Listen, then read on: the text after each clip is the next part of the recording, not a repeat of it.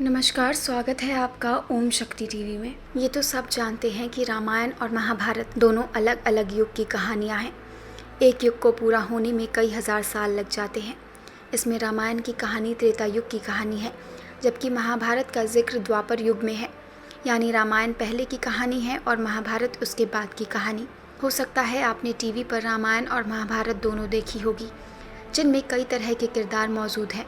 लेकिन कभी आपने गौर किया है कि रामायण और महाभारत में कई किरदार ऐसे हैं जिनका जिक्र दोनों कहानियों में मिलता है। यानी उन लोगों का सिर्फ रामायण में ही नहीं बल्कि महाभारत में भी अहम भूमिका है। कहा जाता है कि इनका जीवन काफ़ी लंबा रहा और अवतार होने की वजह से इनकी उपस्थिति दोनों युग में है। ऐसे में जानते हैं कि वो लोग कौन थे जिनका जिक्र दोनों युग में है। परशुराम। आपने रामायण देखी होगी तो आपने देखा होगा सीता स्वयंवर के वक्त जब भगवान राम से धनुष टूट जाता है तो परशुराम वहां आते हैं। इसके बाद अपना सुदर्शन भी राम जी को दे देते हैं। इसके बाद महाभारत में भी परशुराम जी का कई जगह जिक्र है। महाभारत में कर्ण को भी शिक्षा परशुराम ने ही दी थी। ऐसे में कहा जा सकता है परशुराम जी रामायण और महाभारत दोनों में थे। हनुमान जी। ये तो सभी जानते हैं कि रामायण में हनुमान जी की कितनी भूमिका है।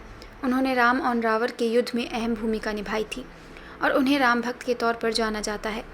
इसके बाद महाभारत में भी हनुमान जी का जिक्र है। महाभारत में भी पांडव पुत्र भीम और हनुमान के बीच बातचीत दिखाई गई है। महर्षि दुर्वासा। दुर्वासा ऋषि भी उन लोगों में से एक है जो रामायण और महाभारत दोनों के वक्त दिखाई दिए थे। रामायण में दुर्वासा ऋषि और दशरथ के बीच बातचीत कई बार दिखाई गई। इसके अलावा महाभारत में ऋषि दुर्वासा पांडव के निर्वासन के समय द्रौपदी की परीक्षा लेने के लिए उनकी कुटिया में पहुंचे थे। जामवंत। आपने रामायण में जामवंत की भूमिका तो देखी होगी, कैसे उन्होंने सीता जी को ढूंढने और रावण से युद्ध में भगवान राम की मदद की थी। लेकिन कहा जाता है कि जामवंत महाभारत के दौर में भी थे और उन्हें भगवान श्री कृष्ण से युद्ध भी किया था।